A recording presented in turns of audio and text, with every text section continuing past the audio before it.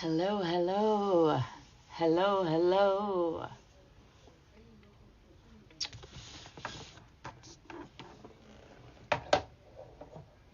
Hi, guys.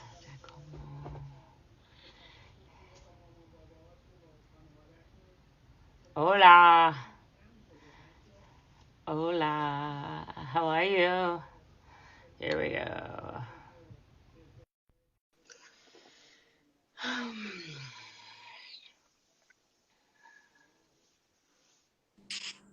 Hi. Hello, good morning. Good morning. I'm so excited to talk to you. How are you? I'm good. How are you doing this morning?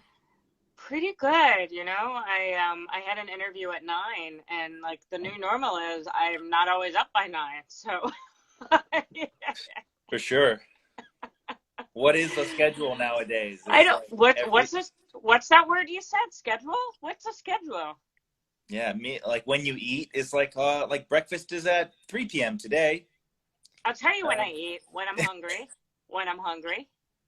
But we do have coffee. I'm so excited to talk to you because, well, so many reasons. I went down a rabbit hole of you, oh, but great. and Krista Vernoff also just shared with me how incredible of a human being you are. So I want to dig on in if that's okay. Yeah, of With course. Thank you. Krista is very sweet. I'm doing a yoga class on Saturday, a donation base, and she's doing the music for it. She's Very singing. cool. She's Yeah, been working very. hard at her music in the quarantine. She's an amazing singer and guitar player.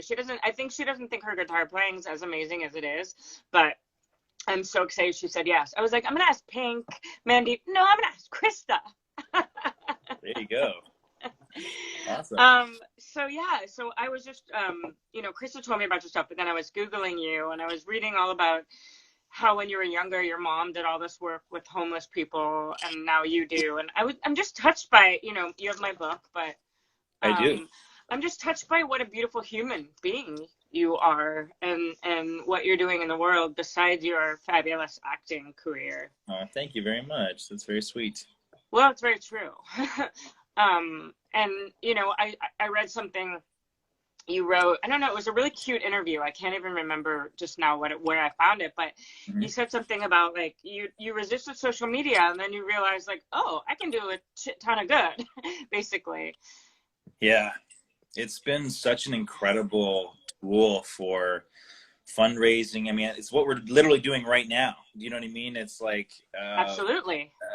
the power it has to change and motivate people and to activate people into activism and change and to get a couple bucks out of their wallet. It's crazy. Like before all this, you'd literally have to be on like a street corner, like hitting a dinner bell, being like, "Come on, guys, help us out." You know what I mean? And maybe if people walked by, they would give you something. But now it's like if you have a following and a platform, you can reach the whole world. It's there's a lot of certainly negative things that we can say about social media, but there is some positive to glean from it as well. Oh, absolutely. I mean, I could go on and on about the positive about it. And I've been using it for a while in this way to, I was well aware of like for whatever God-forsaken reason, people listen to my kooky but I'll post things and I'll say like my friend Simone Gordon on Instagram, she's called the Black Fairy Godmother, and she helps Black and brown women. For example, like this woman in Louisiana didn't have beds for her kids, so I put an Amazon list in my bio, and my followers go and like get her the beds and the food, and Yeah, it's amazing. it's direct giving, which is why I was inspired to start this project. That why you're here with me today was started by an Instagram post I posted in March. I asked my followers, I made a meme and it said, do you have enough food to eat? And then in the caption, I said, this is a literal question. And I said, there's no room for shame here. If you don't tell us, we don't know. Of And course. I asked all my other followers to read the comments and if there's anywhere they could help. And the reason I did that was not because I'm a millionaire and I thought I could feed everyone, but because I knew this community I'd cultivated that people would step in and help, and they did. And so then one of my followers named Dana Mondello said, let me start you a GoFundMe. And then it exploded. And through these Instagram live chats and something else called the Dork It Out Dance Challenge, we've raised over $126,000 doing That's this. amazing. That's right? amazing. To That's give incredible. 1,200 people $100 for groceries. And so, like, you coming on here is so amazing because we really want to double our impact. Like, food scarcity is such a big thing right now. You know what I mean? Such a big thing. God, it's like, it's not just the actual food industry that's been impacted because of this, and that, you know, fewer shipments are going to grocery stores, and there's actual food scarcity because the work and the labor has been reduced, but actually because so many people have, you know, lost their jobs or been furloughed or all these different kinds of things, you know, they're having to, you know, feed their families with less. And so I think what you're doing is a great initiative. It's so simple. It's so perfect and vital. You know what I mean? Food. You need food to survive. Here you go. Like, you're, yeah. And, you know, so I have one tattoo on my body, one tattoo. It says, I got you. I read that in your book, that was a sort of common theme of. It is. And that was, it makes me want to cry, but that's the message of this. So it's not like we're giving people $10,000 grants. It's just like, I got you. It's a gesture. And yes, $100 is a lot of money, you know? So, Definitely. So I've peppered these interviews, like, with like, my friend who's a nurse. Oh, actually, today's her birthday. On the front lines. Happy birthday, Stephanie. You know, and with, like, I have some doctors, and I'm going to have a grocery store worker with celebrities. And the celebrities are great because they have so many fans who now can hopefully donate. Yeah. And now we're working with a nonprofit called Credit Due, who has, like, so much experience running food drives. So it's a dream come true. And I'm also just so grateful to be connected with like-minded people. So I'm not sure if you want to talk about some of the work you do, the activism. I would love to hear more about it. Krista told me a little, but I'd like to hear it from you. So I do a lot of work with the organization called My Friend's Place here in Los Angeles. They're at Bronson and Hollywood in the Hollywood area. And they've been around for over 30 years now. They're a drop-in resource center for homeless youth from ages 12 to 25. But during this time, as you can imagine, you know, places like My Friend's Place and other places who are actually shelters where they can actually stay the night that aren't just resource centers have been massively compromised. And the care they're able to provide to their homeless population, as well as the reach and how many people they're able to actually service in a day, has dramatically decreased. And they've had to really fight hard to try to keep that level of service up, but it's been demanding because they're obviously trying to keep themselves safe. Yeah. So how do we keep these homeless people safe, keep ourselves safe, and keep the same level of service so that these people get those things that they need, which is, you know, basic necessities. You know what I mean? When you come into My Friend's Place, you get underwear, you get socks, you get a clean shower, you get food, you get clothes, you get a caseworker who's going to help you with what you're going through, help you get a resume together, try to get you a job, you know, all these things. And so beautiful. You know, normally it's like the gates are open and everybody kind of come in, but now it's not like that. It's a couple at a time. And so it's dramatically decreased, you know, I'd like to the introduce service you to, they can do. I'd like to introduce you to someone. Last week, I had someone on who was introduced to me by this beautiful friend named Carson Meyer. She was like, you have to know my friend Emma. So her friend Emma is doing what I'm doing, but with the homeless population. So she's actually, her and her partner, they're like making sandwiches, and they get this van, and they go out every Sunday, and they do deliveries, and they connect with these homeless people, human to human. Oh my God, we were both crying on the interview. But she was talking about so much of the stuff. I would love to, through Instagram, I'll introduce you. Yeah. The work they're doing, I mean, I hung up with her and I was like, I don't think I could do any more interviews today. I was so touched. And then, you know, she really got into the homeless crisis, and it was just so upsetting. And the work she's doing is so, and she's so passionate about it, you know, and she's young. Gosh, I don't even know if she's 30 years old, but I would love to introduce you because she's I would love to meet her.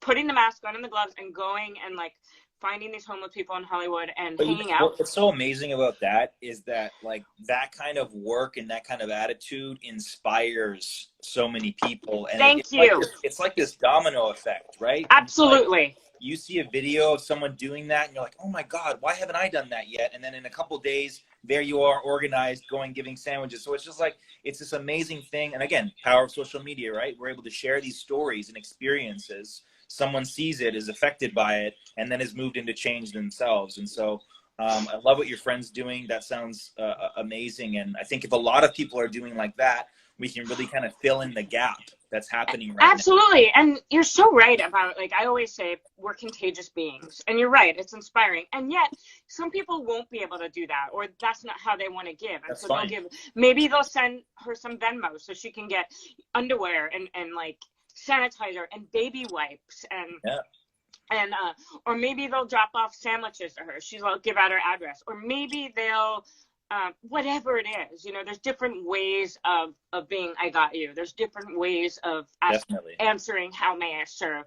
But I live my life by that, and it sounds like you do too. And I love that because you're a busy actor with a really successful career, and you also have this whole life of being of service. It's just bow down.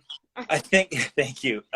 You know, it's at the end of the day, it's like, what is really the most gratifying thing, right? What's the thing that you actually get the most out of? And it's like, I would love to say acting, and I've certainly had many moments in my life where, you know, I finished a scene and heard cut and just fell to my knees because I was just so moved by what an actor and I were able to accomplish in a scene. And like, I love what I do. I love to be kind of like transported and intoxicated by somebody else's words and get lost in them, and then kind of wake up and say, whoa, what just happened? What did we just do? That was amazing. But being of service is just another kind of satisfaction that you can't replicate. You just can't. And like oftentimes I tell people, like, when you go into doing charity or maybe volunteering at a local shelter or volunteering at some kind of nonprofit, you usually go there with the idea that you're helping someone else. And you leave. You leave going, wow, that helped me. Mm-hmm. You know what I mean? Which is like a selfish thing to say maybe, but you know, at the end of the day, it's like, no, that like there's a healing in healing others. You know what I mean? By healing others and helping others, we heal ourselves. Absolutely. And so if we can get that message out, there's going to be a lot more helping, because I'm telling you, it's like you can't unfeel that. When you've helped someone and changed their life, you can't unfeel what the immense like joy that gives you. I mean, yeah, really, I was so inspired by Wayne Dyer. He used to speak all about this, and that really inspired me to live my life in this way. But this whole project was started by that sentiment, because I was so depressed when this first happened. All my work got canceled, my speaking gigs, my retreats, and my anxiety kicked in. I read about your openness with that and my depression. And the thing that got me out of bed, hand to God, is going, how may I serve? And I thought, you know what? I have a platform. And so I just started on my social media. And that's what kept getting me out of bed. And it does. It feels really good. Is that the only reason I do it? Hell no. But I will not deny that. It really is. It's like, it's magic. If everyone realized how being of service or giving or being generous, it's like, and like you said, it's also not just the person who gives or receives, but if you're watching that interaction, it also gives you the same endorphins or whatever it's called, you know? Definitely. Do you want to talk about anxiety or no? Yeah, sure. Absolutely. Where do we start? What if you were like, no? Then I'm like, okay, then let's move on. Well, has it been flaring up for you during this time? Yeah, I mean, it's like, you know, good days and bad days, right? It's like, or good hours and bad hours sometimes, even within a day. You know, sometimes you're like, wow, that morning was like awesome. I was reading and happy, and then hit like 2 p.m. and now I feel like kind of strange. I feel very like anxious. I think if we had some magic date that the world goes back to normal on this date, then we could all say, okay, as much as this sucks now, we know that date, we're counting down the days, We're crossing each day off, and we know that we're going to get there. I think the anxiety in this moment from everyone, and speaking for myself personally, comes from the unknowing, comes from that we don't know when this will all resolve itself. So that almost just seems like this black hole of endlessness that we could worry about, forever. And it's so antithetical to how we lead our lives normally. So busy, so controlled, so, okay, well, I know for you, like, we'll be shooting then, and then I'll be on hiatus then. And it's all like, structured. Yeah, I mean, it's the great unknown. And that is possibly the hardest thing to embrace. Mm-hmm. Yeah. And like, in your first, chapters of your book, certainly your foreword, I forget who wrote it. Lydia Yoknovich. She said some very sweet words about you, saying that, like, I've never met someone who is so incredibly present when you're speaking to them. You know what I mean? And so incredibly in the moment. She was speaking about you. And I think this whole experience has really forced us to just accept and be in the moment and say, hey, I can't change what's going to happen tomorrow. I can't change this crisis that's happening in our world. I can do little things like you're doing to be of service and to help the world. I can't do anything really to change this pandemic. I can't do anything about that. So I have to just accept it. I have to embrace it and find a way to thrive in it, even in small ways. And so what are some of those small ways that you found? So I've been doing for almost 2 months now a daily poetry reading. I know, I read that. Okay, so the article must be really recent, because it was it was a woman, and it was adorably written, but she was talking about the poetry thing you do. Yeah. So I, in theater school, I just discovered how much I loved poetry, and that was this amazing kind of gateway to escaping things and helping with anxiety and all that kind of stuff. And because sometimes, like, I didn't feel like reading a book for a couple hours. I just wanted a little peace, and that was like enough. So I said, hey, being alone and this time and being at home kind of made me realize and think about the things that I'd been neglecting in my life, the things that I was too busy for. And one of those things was poetry. And I go, God, I haven't read poetry in such a long time. And so I started reading poetry every day. And then I said, oh, what if I shared this? And what if I went online every day at 2 p.m. and just read a poem with, like, nothing on it, nothing crazy. It doesn't have to be some deep discussion. Just read a poem, and that's it. And then it evolved into having other guests come on, reading poems from their cultures and languages to sort of remind us how kind of connected we are. And it's been a really, really positive experience, and it's definitely helped kept me sane, kept me to do something too as well. Like, every day I have a responsibility. I have to be there at 2 p.m. to recite this poem or to meet the guest I have that day. And so I don't do well when, like, there is no structure, so I have to create structure for myself. Absolutely. Do you write or no? I don't. I don't. I mean, I have maybe in my life, but I wouldn't consider myself a poet or a writer. Poetry is my first love, and that's, when I was at NYU, that's what I thought I would end up doing with my life. So I was really touched by that you're doing that. So you're reading all different poets, like from all over, all living, dead? Yeah, I mean, like yesterday I had my friend Dan, who's a dolly grip on our show on Grays, and he's Hawaiian, and he read a poem that he actually wrote to his grandmother in Hawaiian, and then I read the English translation of it, and it's just beautiful just to hear other languages spoken, and yeah. Oh, that's beautiful. So yeah. And what about meditation? Does that help you? Are you doing that at all? Meditation is kind of like an on and off thing for me. It's like I kind of give it to myself when I feel like I need it, but I don't do it every day. Yeah. I find it hard. I mean, a couple of weeks ago, a friend of mine was doing a live meditation with me, and I was like, I'm going to commit every day for 5 minutes. And even that, like, I guess this is everyone's problem with meditation, right? It's like, it's beautiful and it's not easy. And yeah, it's very easy. Yeah, and I mean, like, I read from your things that, you do yoga and stuff like that, and that's certainly something that, like, I've been, like, every time I do it, I go, why am I not doing I know. this? Like, I know. why am I not doing this, like, every day?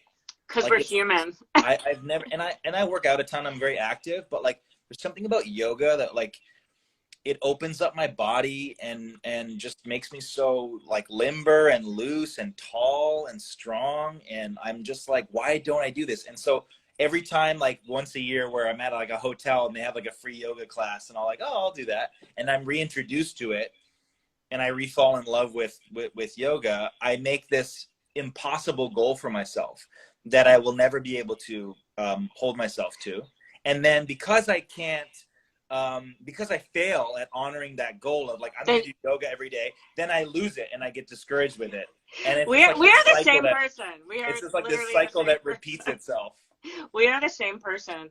I mean, I do the same shit. And funny enough is I don't even do yoga anymore. Right now, when I say something funny, I'm on the cover of Yoga Journal with Elizabeth Gilbert. And like, and That's I really, awesome. it's so funny. I still teach 2 hours a week at Equinox. Well, if it ever comes back, but like, I don't even, my workshops are this, I use the body to get people to become more vulnerable, but it's not even about yoga, but I love it. And then I get back into my practice and I think why don't I do this more? And I mean, there's a couple of reasons. One, it's like with anything, it's the hardest part is getting there. We all know that. That's true.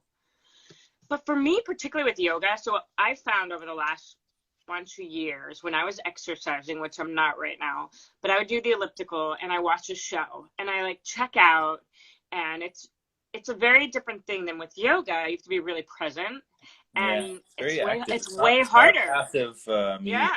It's I'm not. like, no, I want to watch Ozark. I want to watch Grey's Anatomy. I want to just like mindlessly watch not mindlessly, because I don't watch mindless TV. I wish I did. People are like, you should just watch I can't do mind, it. but I watch like really dark stuff or stuff I need to like really follow along. Mhm. But like yoga is so much harder. And I mean, that's precisely why, because you have to be present and it's much easier to not be. Yeah, it's hard work. You know what I mean? And I remember like in theater school, we did a ton of yoga, a ton of Pilates, a ton of breath work. And it was all those things that, like you said, it's not about the yoga. And like our teachers knew that, but we didn't know that. And we were just kind of like, oh, why are we doing all this like yoga and all this breath work? Da, da, da. And I went from kind of being like this little brat about it to being like, oh wow, this is like incredibly useful because it gets my instrument incredibly open Yeah. and free, and I have like a direct access with no obstacle to my emotions. And then it went to being like, oh my god, all actors need to be doing this. Yeah. And then like later in my life it got to be like, no, humans need this. Just humans need this. Humans And need then to you're like, be wait, able to but have, I need it and I'm not doing it. you know what Okay, I mean? so here's an invitation. So Saturday at noon. Come to my class. Krista okay. will be singing. Krista will be singing. And then you're born in Italy. Am I making this up? No. Yeah. I mean, your name's Yes. like very Yes. Italian. Yes. I was born in Rome. And how long did you live there? We were there till I was about 5 or 6, and then we immigrated to Canada, Toronto. And my mother was Canadian, my father was Italian, and so they split up when I was quite young. And my mother wanted to raise me back in Canada, and my father Got it. followed. And I was kind of raised between Canada and rather Toronto and Rome. In the summers, I would go back for the 2 months that we got off from school. I'd go back and spend my summers in Rome. That's wild. I mean, It that's not. is. I It know a is lot of wild. kids do that, but not so much different countries. Yeah. No, it So, was so, wild. so you obviously speak Italian. I do. Yeah. Okay, so under normal circumstances over the last decade, have been leading about 2 retreats a year to Italy. Italy is my soul, and Rome is one of my favorite places in the world. So I was excited to talk to you too about mutual love of Italy. I mean, I'm assuming you love it. Yes. Yeah, and so I have a retreat planned there for the last week of September, and everyone's started emailing, like what's going on, and Yeah. I haven't made any decisions yet. I mean, I canceled France this month, but I'm depressed thinking about it. I mean, it's really like the love of my life to get to do that, and like I bring people. There's about between 20 and 25 of us, and I do a retreat at this villa in Tuscany. Mhm. And I don't know what's going to happen with the fall, but I love the Italian people, the Italian food, the history. I love it. Yeah, I mean, going to Italy for me is like it always feels like I'm cheating because like my career is so demanding. But like you said, when you get to go to amazing places for work, I oh, know.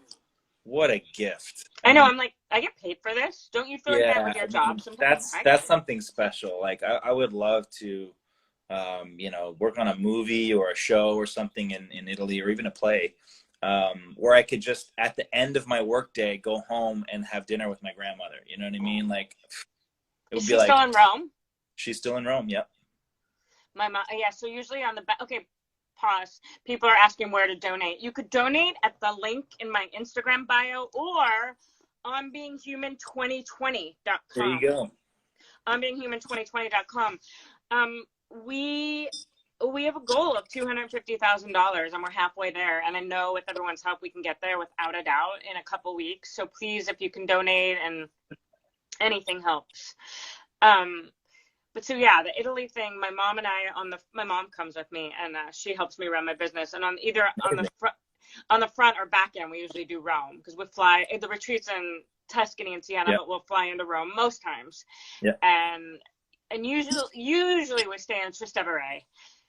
And I just, oh God, I love it. And the food, and it makes me happier than I must have lived there in a past life or something. Yeah, I think everybody relates to that. It's an incredibly romantic, beautiful city. Just, I mean, all of Italy is. All of Italy has its beauty. But Tuscany has a whole other beauty of just, nature and farms and, fields and grass and those beautiful cypress trees and yeah. I hope I I know. get to go. I know. We're reminiscing too much. It's giving us yeah, I know. I miss Italy too. Well, I don't want to keep you too long. It's funny. And in an hour, I have Debbie Mazur, who's married to an Italian chef, and she speaks Italian, and I think it's like a whole Italy thing. I don't want to keep you too long, but if you can keep spreading the word about where people can donate, and we're providing $100 for people to use for groceries who have reached out. It's just a really beautiful community project. So anyone, and now that we're with a nonprofit, everything's tax deductible. So that's, for some people, that's a really important thing. So it's on beinghuman2020.com. Mm-hmm. Right? And the link, it's in my Instagram bio to make it easy. They can just Perfect. click there. Yeah, the 2020 just differentiates it from the book. But the reason, I wanted to call it On Being Human because that's what it's about. It really is. And also somebody before even my book bought onbeinghuman.com. So. Hilarious. I know. Well, thank you. I hope I see you on Saturday at the yoga class, but if not, it'll be on my IGTV. I think you're remarkable and you too. Really inspiring. Nice to meet you. You too. We'll talk soon. Okay. All the best of luck with this initiative. You're a Thank you. person for doing this. Bye-bye. Bye.